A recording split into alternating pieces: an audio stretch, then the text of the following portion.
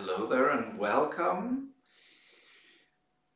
to the February live gathering, third attempt after technical issues getting live. We are live now and waiting for people to find us and join us. I have just sent out an email to everyone. So while those of us already here exhale and gather, we'll give those who are just now opening the email a chance to join us. I'll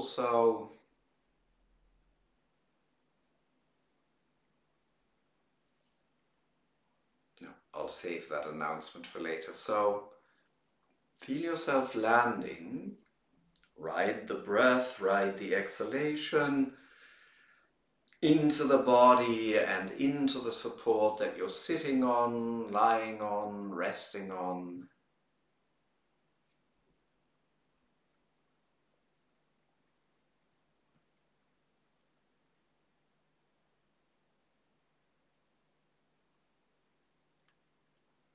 Going as deeply into the body and the physical presence in the moment as you can. Allowing every out-breath to take you all the way from head to toes, all the way from head to toes. Feel the full length of your body as much as you can.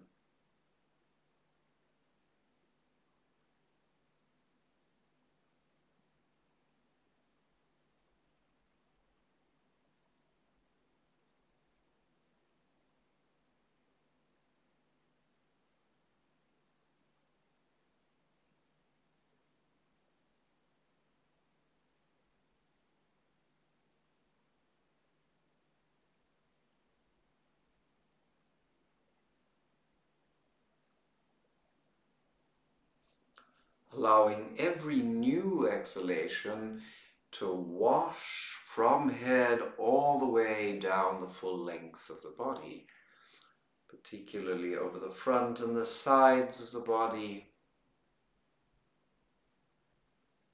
Or rather, what you are doing is allowing your awareness, your sensory awareness, to wash over the body, to journey down from head to toes. And once you have a pretty good sense of that, pretty good sense of flowing down, of feeling the length, gather your sensory awareness at the middle, at the center of your head, without it needing to attach to thought in any way. The center of the head is a place. Thinking is an activity. So gathering sensory awareness in the center of your head doesn't imply at all that it is mainly latched on to thinking. In fact, you can use the trick of centering it in the head as sensory awareness as a way to actually unhook from the dominance of thinking.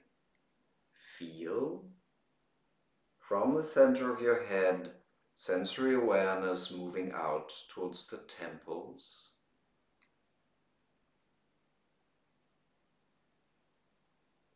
Feel the temples from within.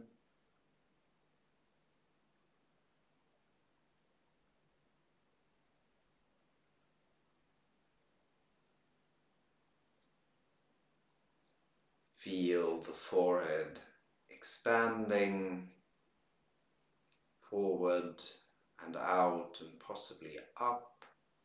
Just leave it sensory. If your sensory awareness goes to the forehead, you will see where your sensation, where your sensing, where your sensory curiosity wants to go with that. There's almost always a sense of expansion that happens when you actually feel into these things, into these areas. And it's good to always be prepared for a surprise, because your body is very much alive, and whatever that is that inhabits your body is very much alive. And all of that is, in its aliveness, quite playful. So don't expect to be experiencing the exact same thing every time you return to these areas, even if you may expect that there are certain things that have a tendency to recur, like a sense of expansion many times when you feel into the forehead, a sense of space many a time when you feel into the temples,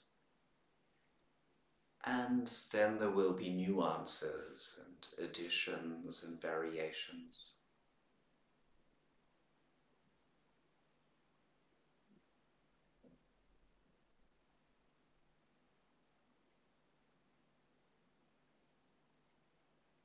After a while, though, allow yourself to settle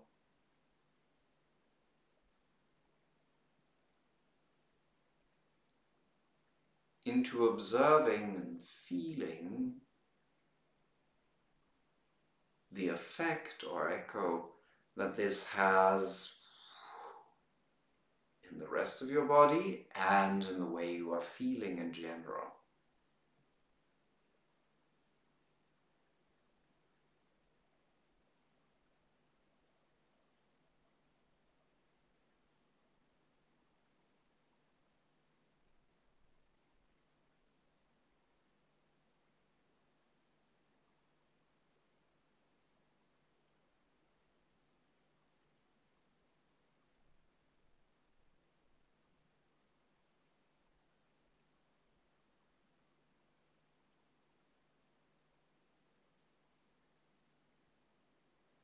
Now, can you connect whatever sensory awareness of an expansiveness around the temples and the forehead and inside the head you may have with the original sensation of length that we practiced? That sensation of, so, as you feel whatever space and spaciousness there is in and around your head, can you from that exhale again all the way down, letting your awareness wash over the full length of the body, connecting to the floor,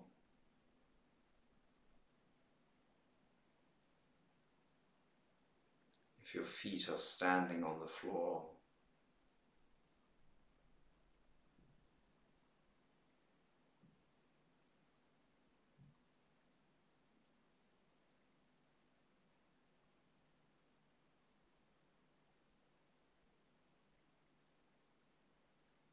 Then gently gather your attention, your sensory awareness at the outside of your ankles, between ankle bone and heel.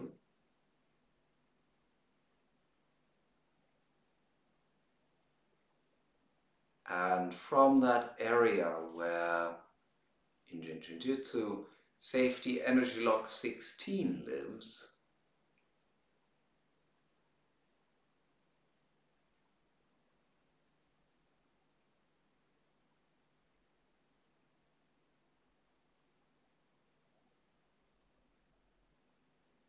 see if you can't just feel a connection, almost an anchor, an extension into the ground.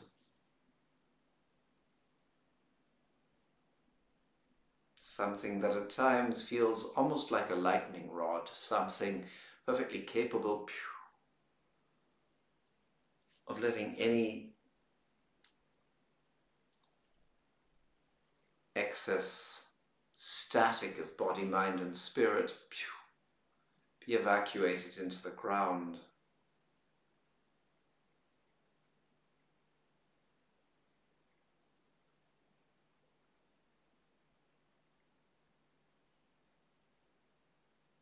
From that,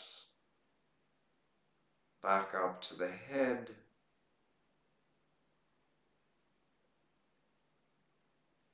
from the head back down into the earth.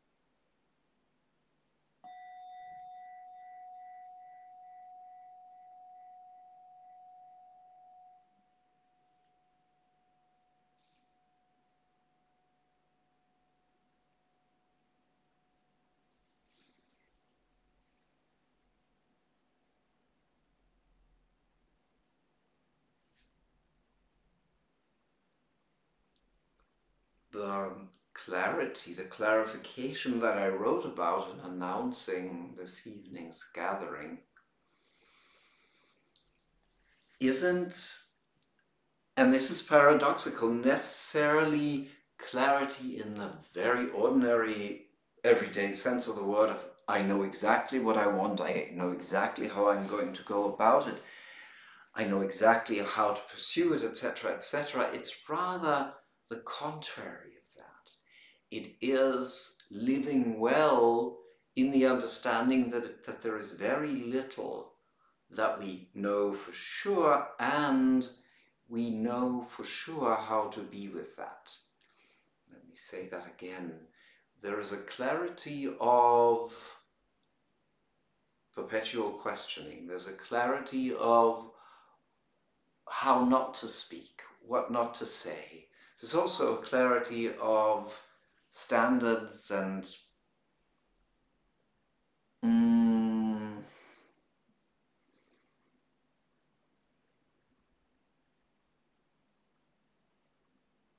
a line of ethical conduct to stand by. There is clarity in that sense that it concerns me and my uprightness, what feels upright to me.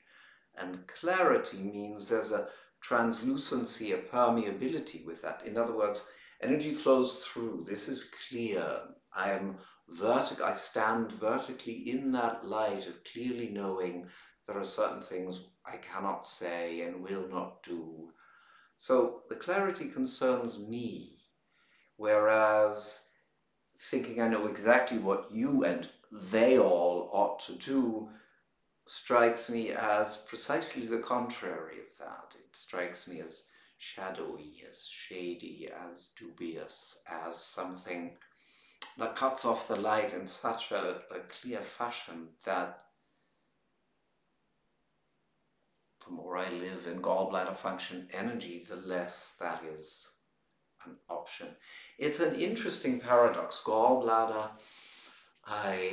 Function Energy I describe as the sharpest blade of the mind.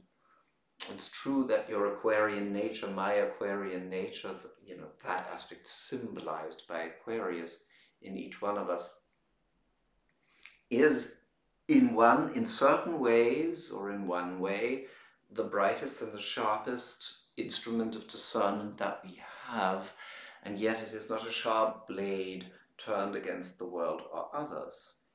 It is clarity within myself. So I'll keep my introductory remarks fairly short, because I have a lot on these sheets here, a lot of questions and remarks. So let me get right into those and possibly back to what I've been saying about gallbladder in the intro. I filmed Gall Bladder Function Energy. I filmed the February episode of the online study circle well before the episode was released, obviously, and before we had the Q&A for the previous chapter.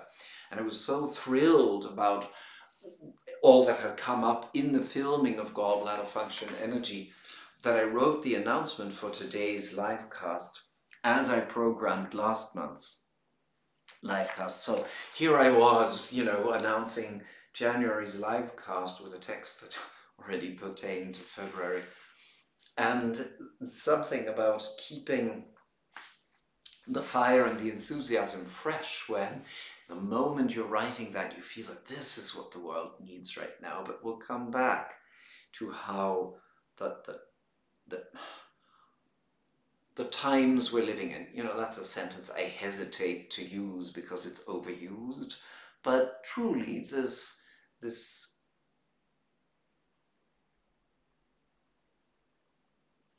world that is so darkened with opinions, with flashes of opinion, with flashes of thinking one knows better, etc., can use the enlightenment I refer to in the text announcing today's live cast, the enlightenment in the philosophical sense of having a keen reflection on what can I say with any level of validity and what is just an opinion I'm spewing, what can I truly know, and enlightenment in the spiritual sense. But what does that require? It's not another set of opinions, and it's not enlightened to just say with words, oh, I'm not my body and I'm not this and I'm not that. That's just concepts. It's just more concepts, which are not so much unlike thinking that those people are right and those people are wrong. It's just a set of opinions.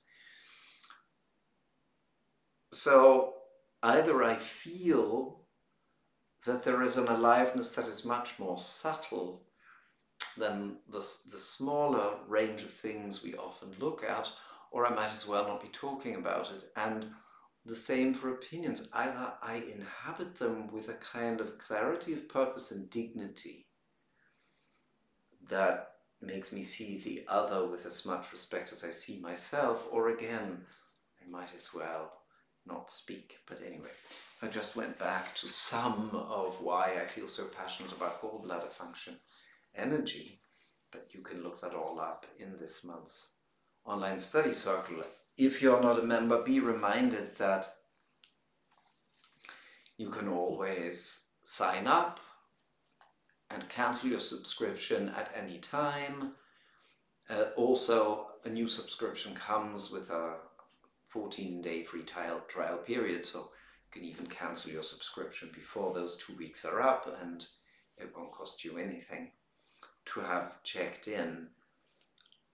And however, I'll say that we're coming up on the very last month of the 15-month organ function energy discovery, and it might just be the moment this month or next month for you to consider whether you want the whole 15-month package with lifetime access.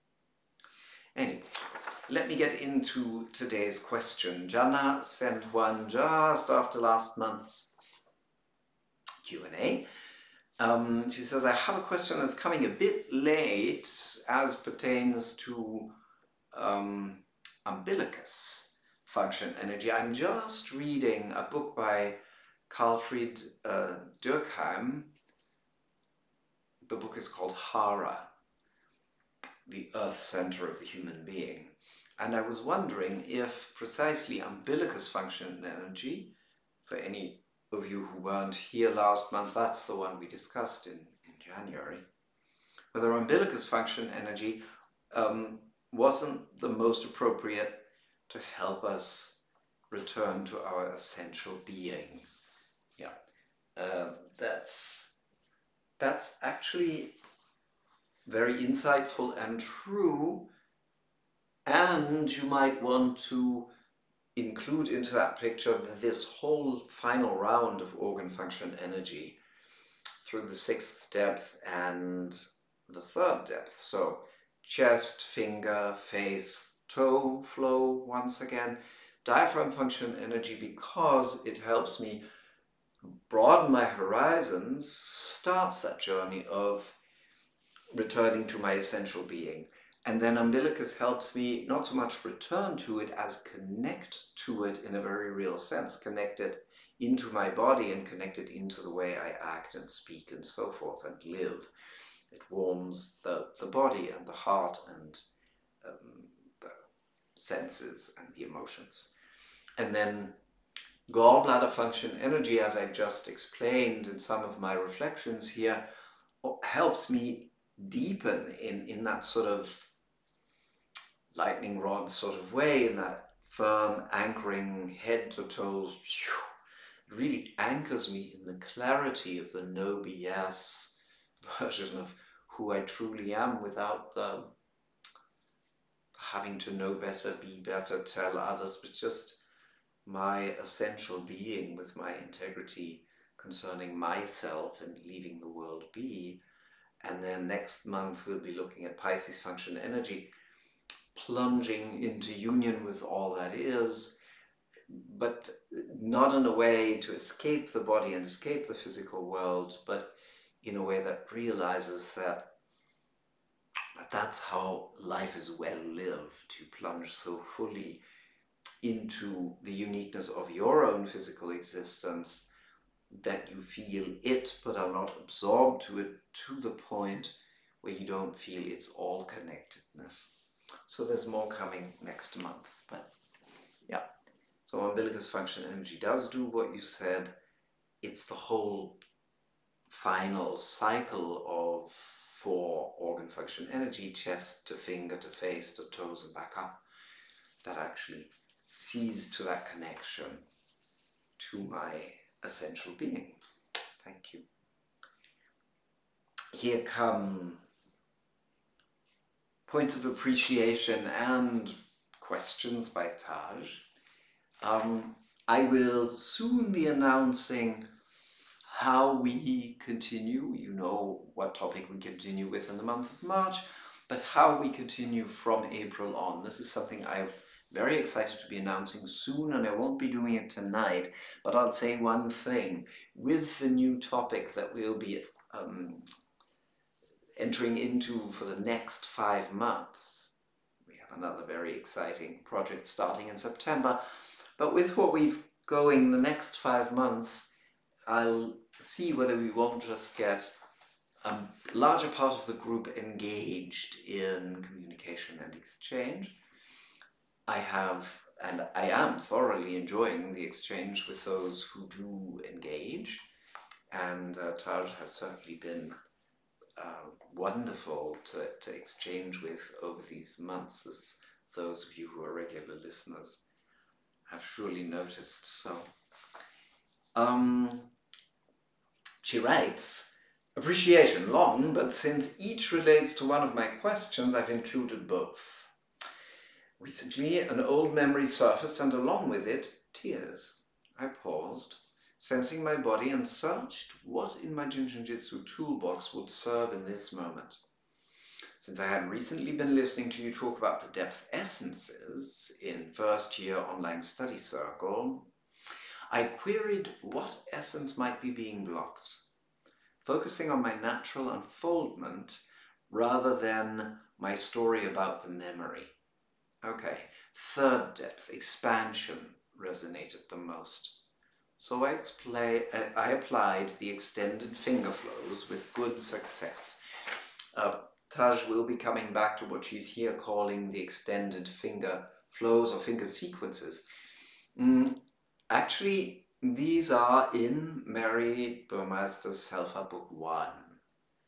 That book that seems so simple, and that for each of the depths, although it speaks of depths in the context of attitudes, but for each of the attitudes gives you not just a finger to hold, but along with that one finger to hold for that one attitude, gives you a finger sequence, an extended finger sequence.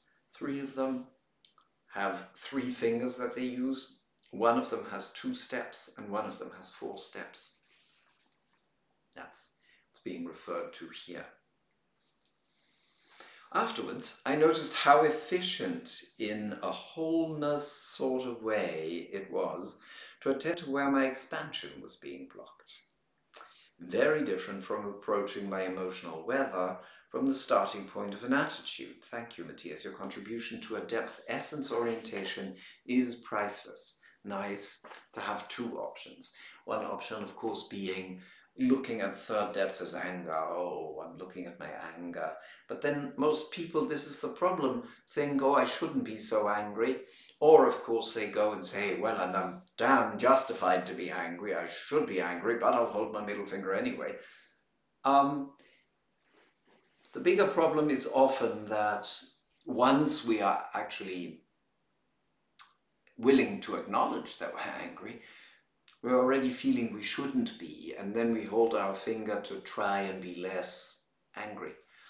And that's problematic, because the part of you that let that very strong energy well up in that form is just being told, okay, be less, you know. Whereas when you understand that the essence of third depth is expansion, then the energy that wells up to feel spaciousness and expand can be honored and can be appropriately channeled, perhaps. You know, it can find a path to expression, can find a place at the table, which is essential. Appreciation point 2. Musing over the past 11 months, I realize my relationship with astrology has changed. Western astrology said I was one sign. Indian astrology said I was a different sign. Then there came the uniquely JSJ thing, where seasons and zodiac references do not match, according to my rules of matching. Ha! Where do I really fit, and do I really care? What came in this course is the usefulness of zodiac to help me better understand who a particular organ circulation segment was, which is, after all, the point of a metaphor. What Taj is referring to here, for those of you who are not in the online study circle yet, is that each of the organ function energies can be understood through the filter of the zodiac sign. And what I've been emphasizing month after month after month is that this is not to be understood in that limiting sense of if you were born under a certain sign, then that organ is your particular job. You know, it's just not, having a lung is not a matter of type, and it is not a matter of what time of year you are born. You just have a lung because that's how human bodies are made. And you don't need to choose between a lung and a large intestine because human bodies come equipped with both of those, and then some. Stomach, spleen, heart, small intestine. Obviously, as I go through the names of the organs, you realize you need them all and you have them all. And the zodiac signs help us understand the personality of each of those bodybuilding, life-building aspects of you and make us understand we each need to have, albeit our personal expressions of them, but we all need to have them. That's what Taj is referring to here. Plus the bonus of being relieved of the sign pigeonhole being, oh, you're a Libra, you better do your bladder flow. You know, no, anyone who has tightness anywhere on the back side of the body or muscle anything, or anyone who just simply wants to integrate the ability to value everything that shows up on your life path can use a bladder flow. It has nothing to do with when you were born. So, back to plus the bonus of being relieved of the sign pigeonhole and instead getting everything. Yay! I actually learned as much as I care to learn about astrology from your explanations. I also see why Mary would be tempted to match 12 organ segments with 12 zodiac signs as at their respective beginnings, lung with Aries. I'm glad she did, as I've benefited from that particular metaphoric juxtaposition. And you'll see my questions about seasons in the next section. But there's more. I took your invitation at the start of the course to look for expressions of the flow segment qualities in my daily life. The game was on. Sure enough, it seems like each month some of what was going on in my life fit with the flow of the month in a non-random way, similar to the way the daily 2-hour segments play out, but this time a connection to the cosmos. These rhythms feel more existential than metaphoric. Much appreciation for helping me open to this vaster and richer tapestry of life. Feels like the essence of this last group of 4, yes?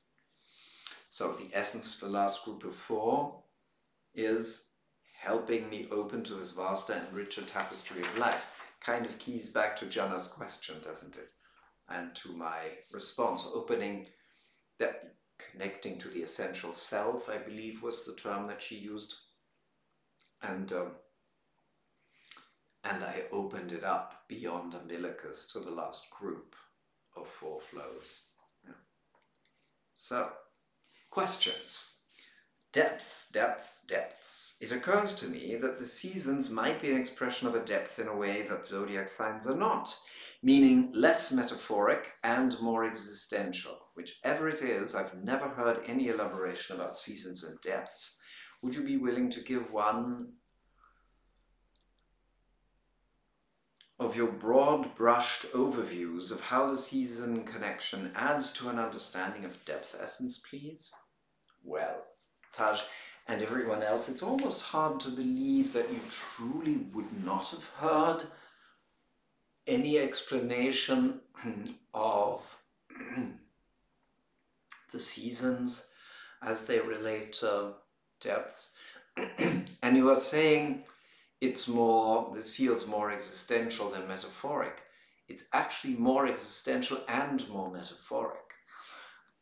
Let me explain. I'll go with the metaphoric first, meaning how the season expresses an energy quality, a thing that goes on inside, you know. Let's bear in mind that Japan is mostly in a climate zone where the seasons exist and play a real role. You know, Europe and much of the United States, etc. is too, but vast parts of the world are not. And then, of course, there's the whole Northern Hemisphere, Southern Hemisphere story.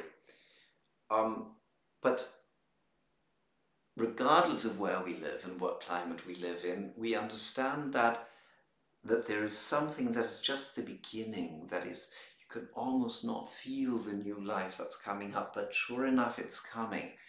That's a springtime essence. Something is just springing up. It's called the spring because of that season, you know. So the first green that comes up.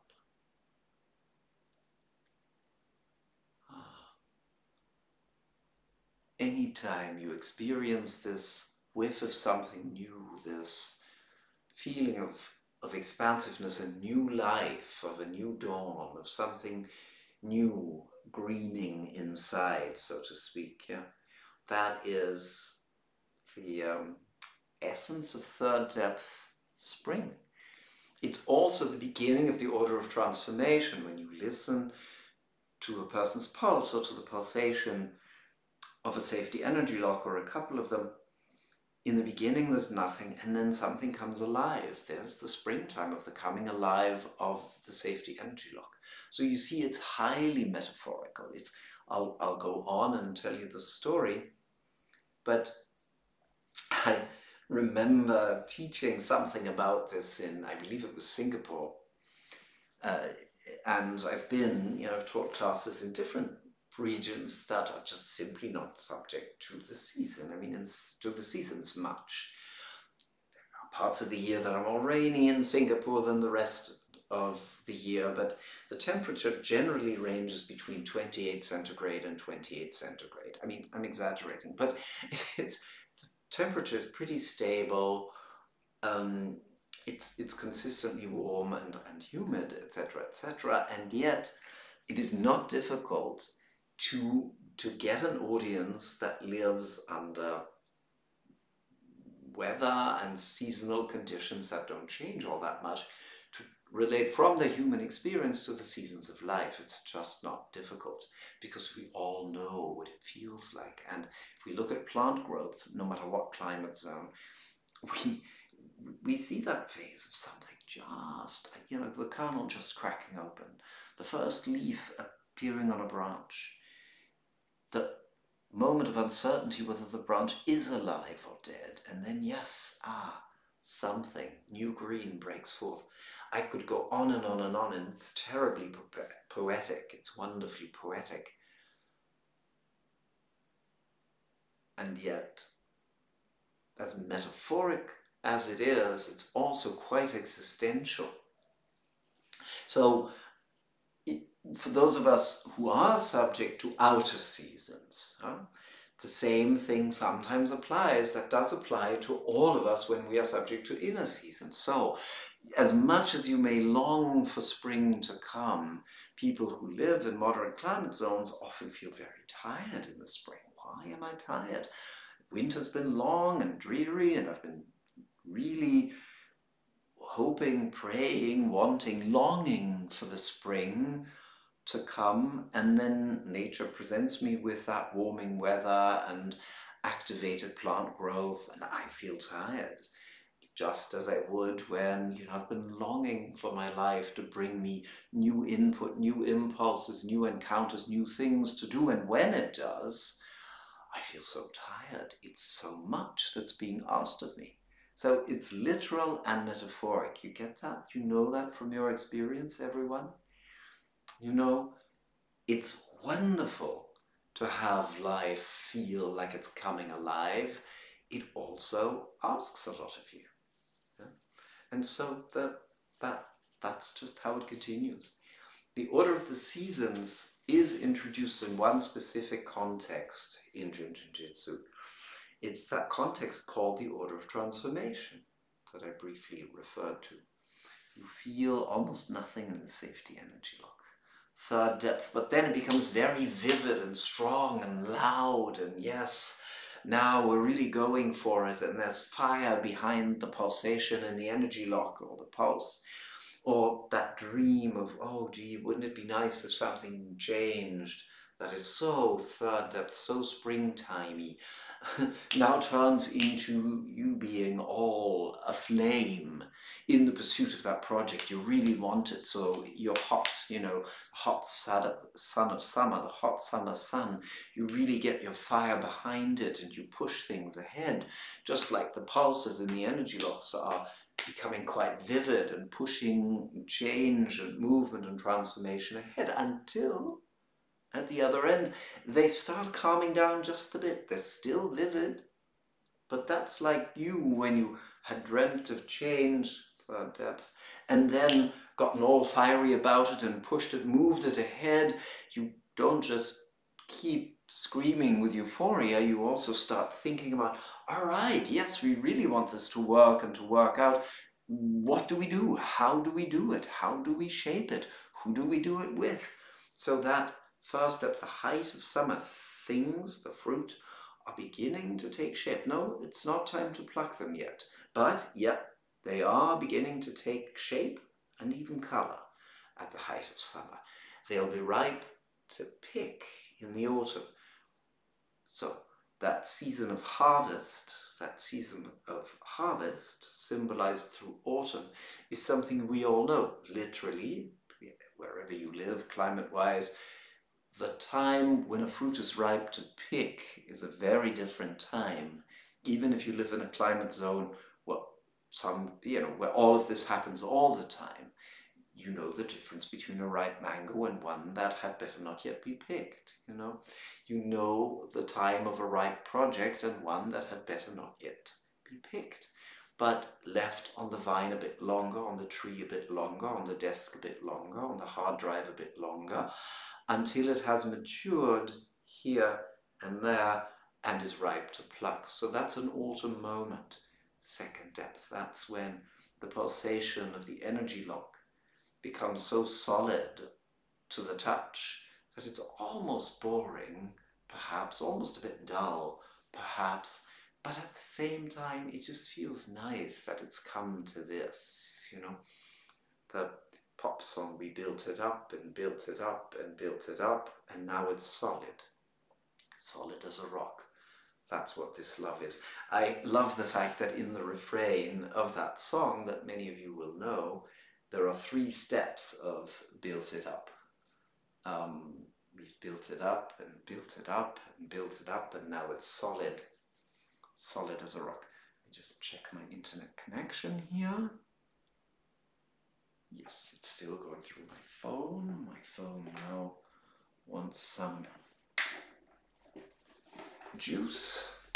So I switched my internet connection from my landline, which was experiencing trouble, to my mobile connection, which is how we are now successfully having this live cast. So forgive me for taking a moment to make sure that that connection stays live.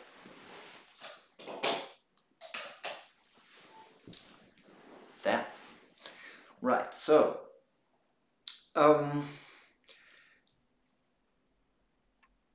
after the harvest comes the winter, you know, and those winter moments, the moments of rest, the moments when we draw on the richness of the harvest that we are conserving, that we're preserving, that we are keeping, you know, the insights from the transformation when it finally matured, the insights, the income, the new ideas. But right now, the winter period is not yet using new ideas to start the whole cycle from the beginning again.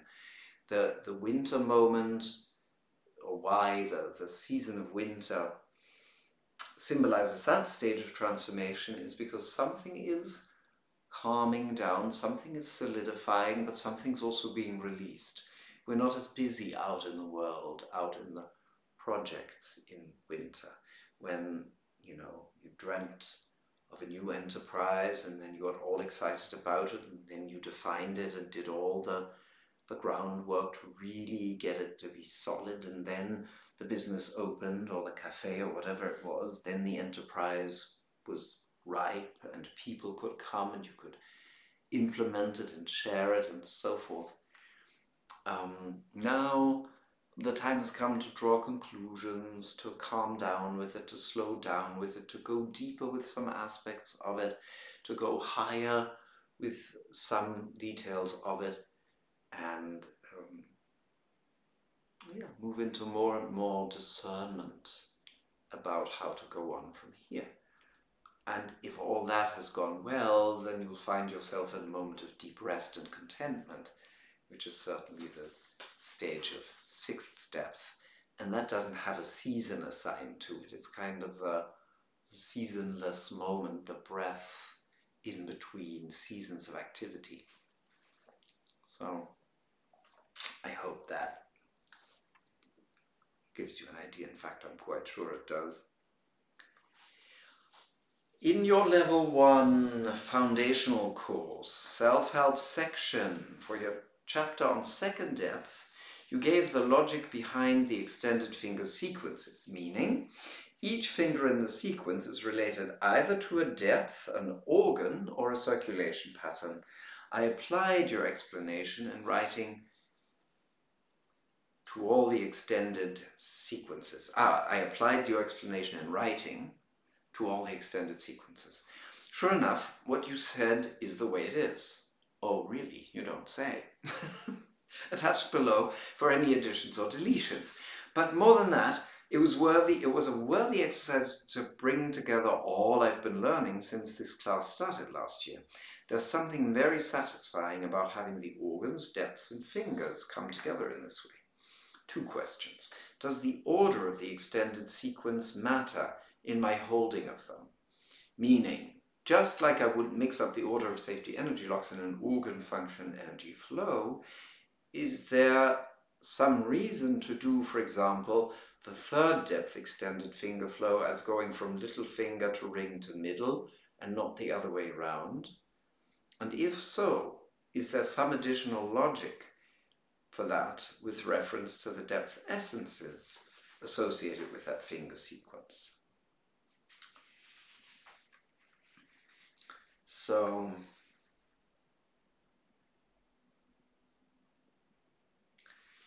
all right. I was having a look at your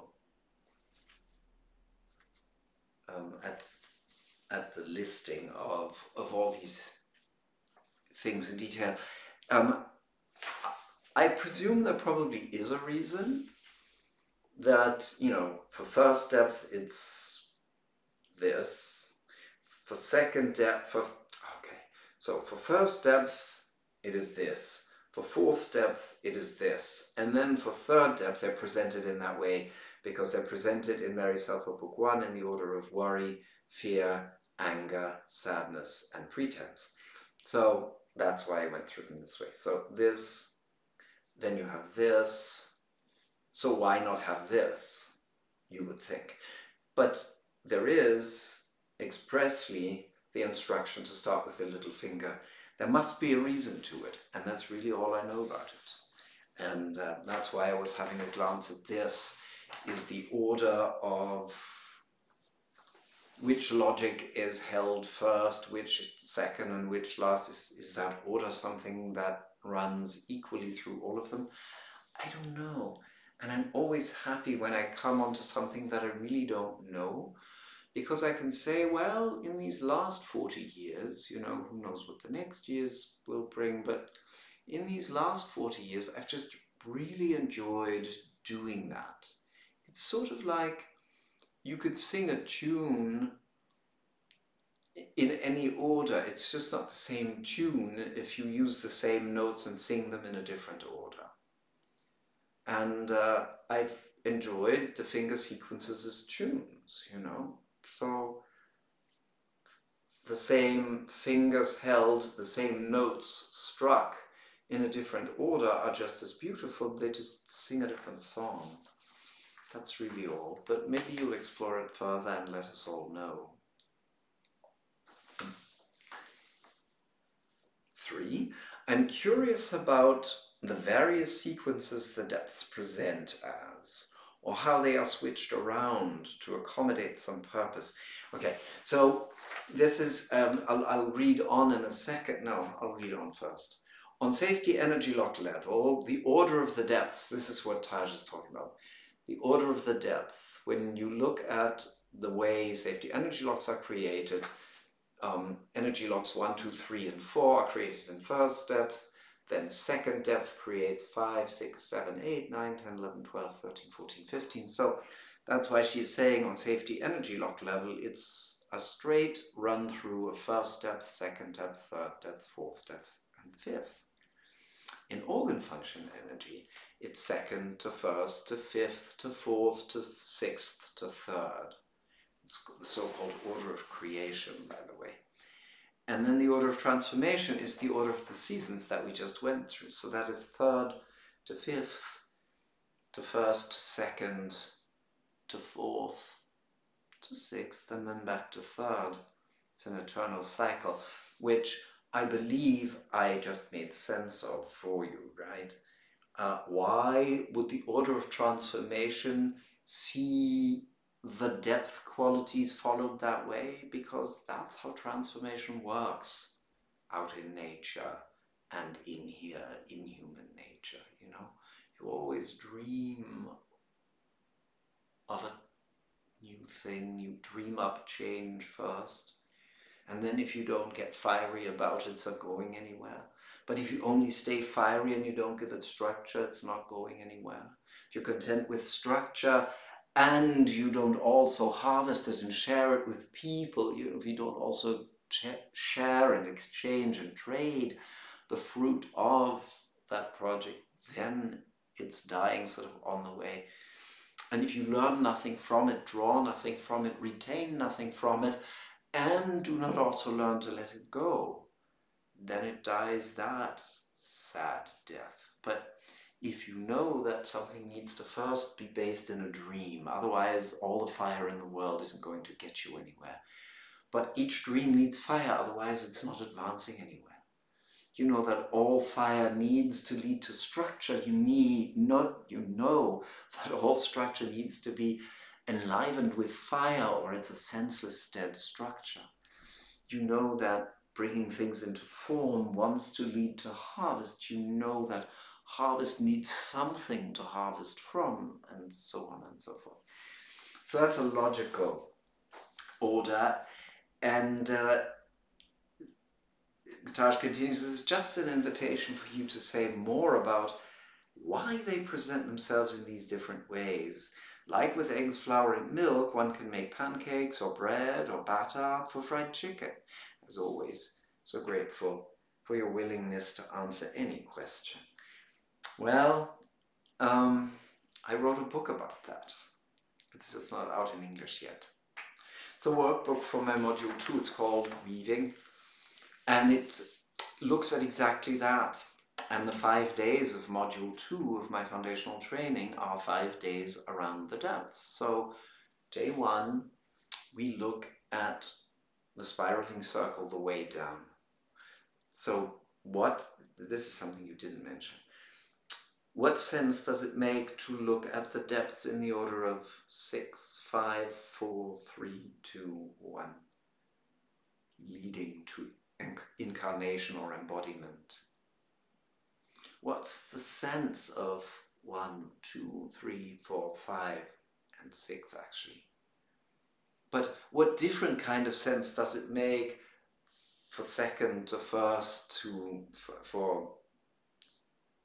second to first to fifth to fourth to sixth to third depth? I approach that in my writing, in that book, to give people a sense, give readers a sense, give participants a sense of what beauty and logic I see in it, but just as much to invite them to find the sense it makes to them. In the interest of time, I'll give you just a quick bite, a quick glance of that, and I'll do it in the order of 6th, 5th, 4th, the spiraling circle on the way down.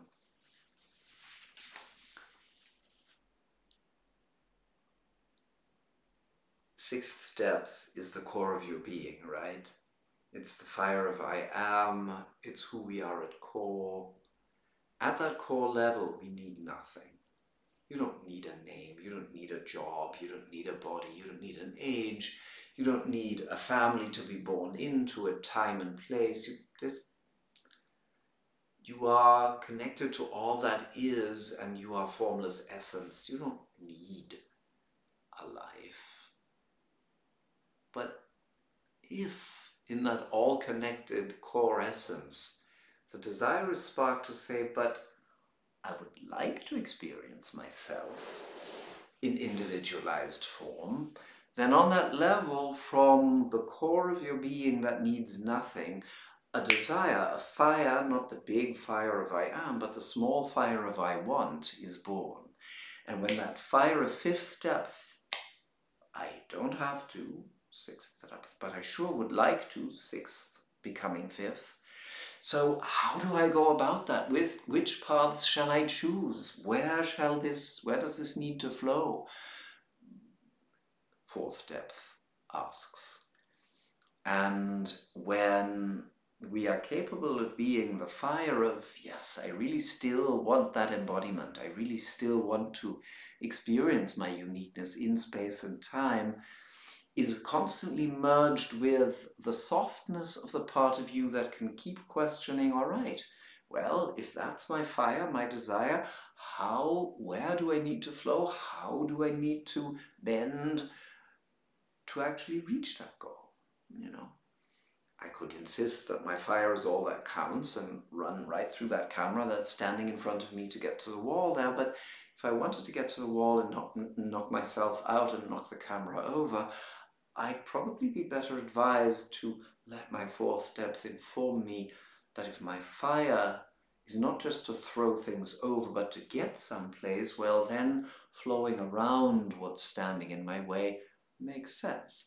That's the wisdom of the fifth depth and fourth depth in that context. And when I can hold that perfect union of, precisely because I have such a strong sense of where I want to go, I have such wisdom in which paths will actually lead me there, then so much becomes possible and life feels ample and wide and full of opportunity and possibility. That's a third depth experience.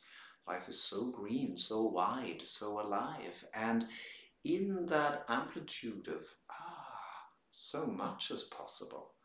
A sense of, and this is what really draws me, and this is what I will connect to and weave into my life. Second depth feeling leads you to, and here I am. This is the life I've ended up in. First depth, right? So what did I just tell you? Was that the story of how the being decides to incarnate? Some people watching this or listening to this may say, I don't believe in reincarnation. I don't believe the soul chooses incarnation. All right.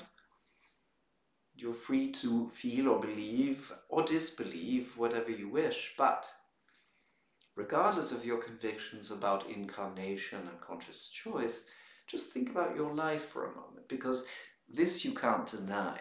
It does apply to every moment of your living. It does apply to every moment of your waking life. Is there a part of you that says, there's a part of me that is detached from how serious this life can feel? Sixth depth.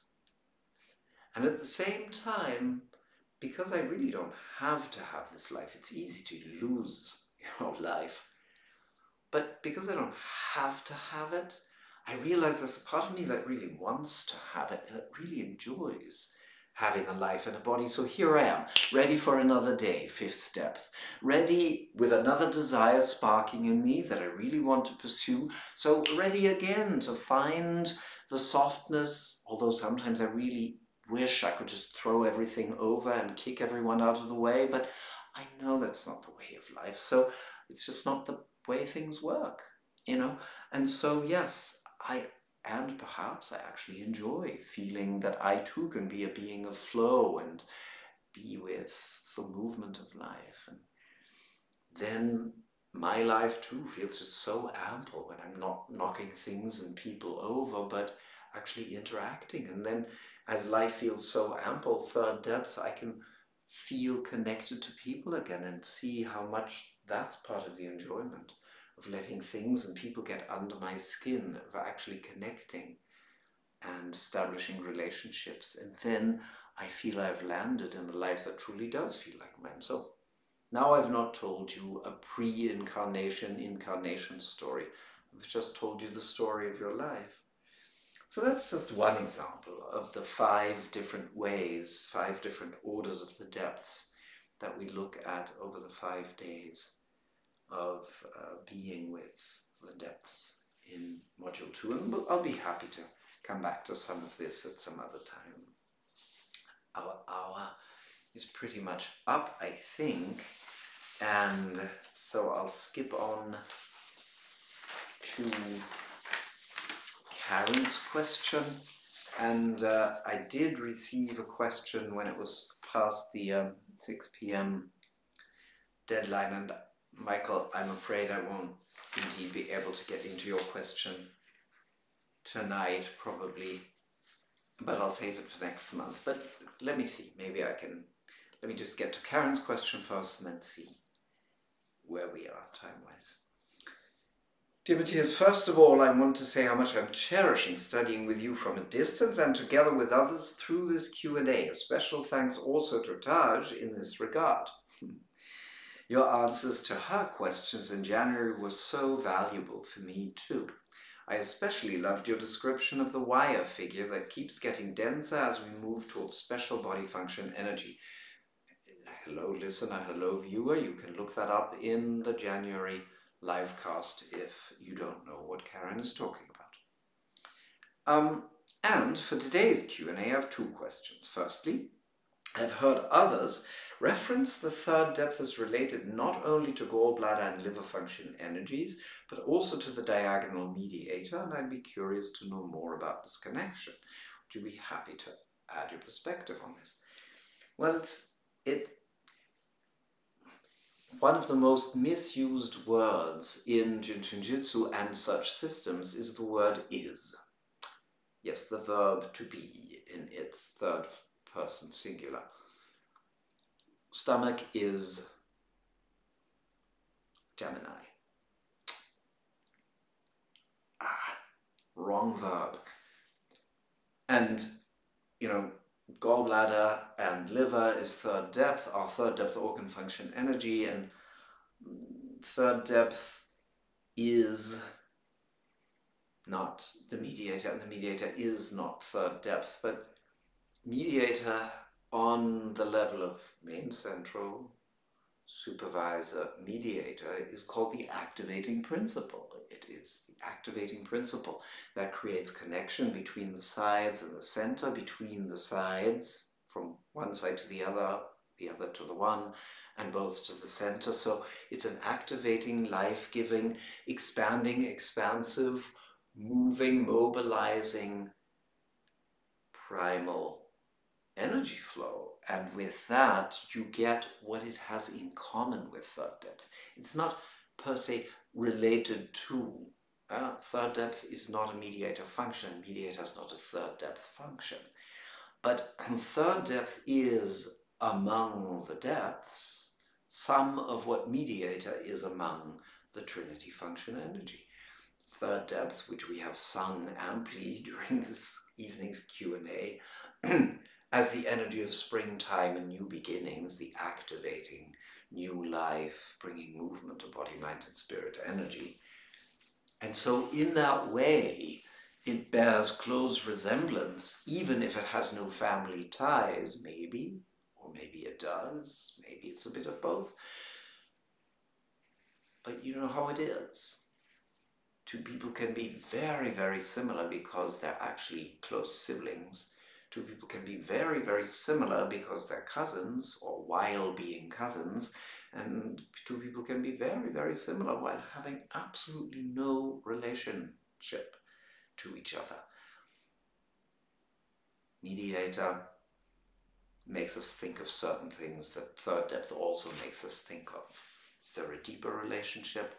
Well, there actually is, in a way, but I'll let you find that out. I just, for now, wanted to clarify, look for the parallel rather than the identity, you know, just them being identical in that sense. Yeah. Right.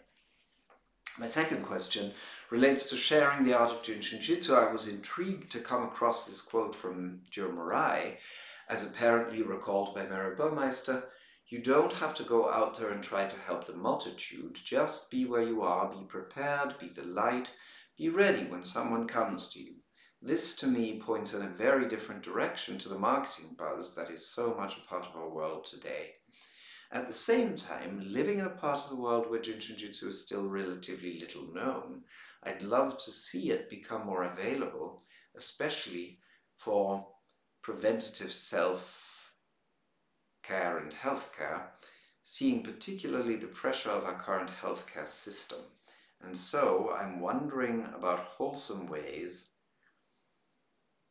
of offering the experience of Jinshinjutsu more widely, and I'd really welcome any reflections this brings up for you, as well as any personal experiences you might feel inspired to share. Seeing, especially as my understanding is that you got to know and facilitate Jitsu at a time when it was even less known. Thanks so much. Yes, Karen, I agree with you on both counts. It would be nice to see Jitsu more widely known and more widely used, because if it were, it could bring so much relief with so little effort. And why isn't that happening? I've just observed over the decades that, well, I guess a couple of things. Me personally, knocking on doors and saying you must do this, you must integrate this in kindergarten, you must integrate this in hospitals, you must, the the word proselytizing is just not, it's not me. Some people are missionaries, I'm not. However, with all respect for people who do seem to feel that calling, I have often seen that it wears them out and doesn't produce the wanted results. And it's the people who, well, like Mary, it's like the whole thing of be the vibratory kernel that attracts that, be the magnet that attracts that. It's such a frustrating piece of advice to get. And yet, that's what I've seen more than anything else. Why were Mary's classes always huge? Why are classes just not that big anymore? I don't think it's...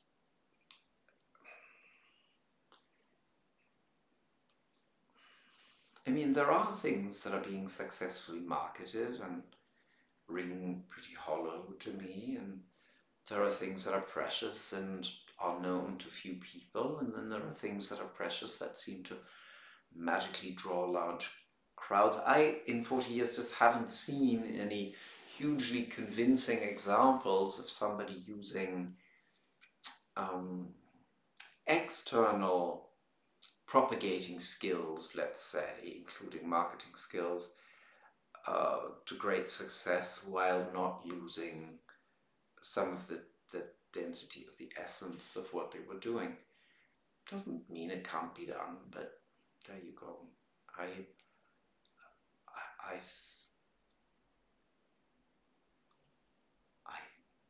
do think the most important job of a Jitsu practitioner and self-help teacher is to strongly know about what the value of what they're offering is for them, and communicate from that place, not from a place, I know, how come you don't realize it? But, when I'm doing that, I'm already doubting in some way. So, I don't know. I don't think what I'm giving you here is actionable advice. It's just...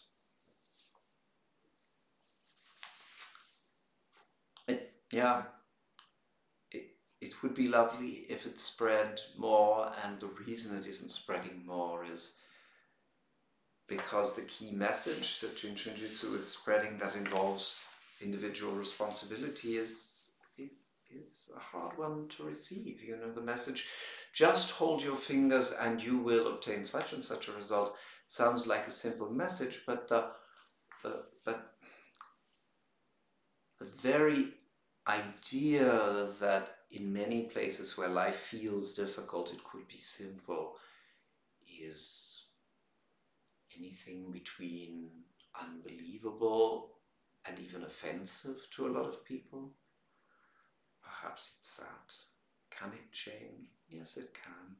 The more we soften, the more we are a convincing example of a softness that has something magnetic, the more people will say, huh? What makes you be that way? What makes you touch that way? What makes you speak that way?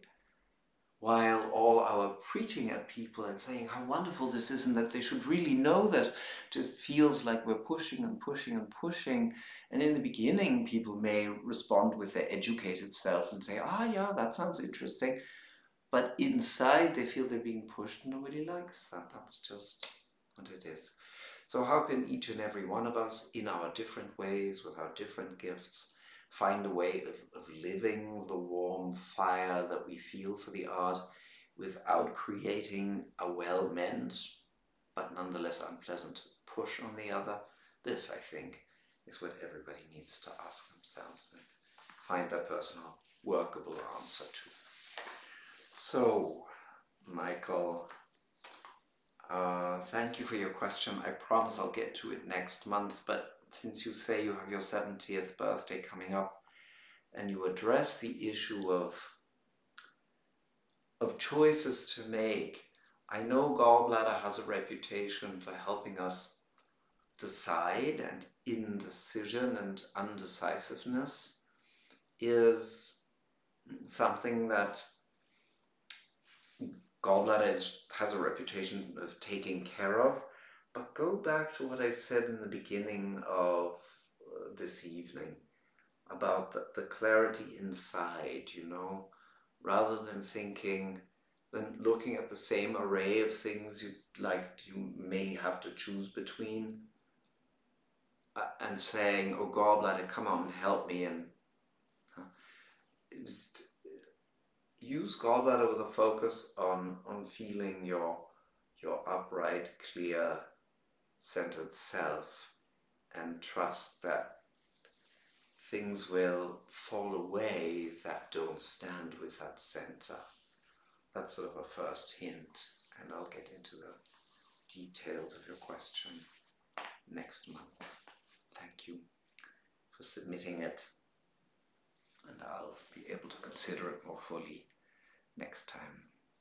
So, here we go again.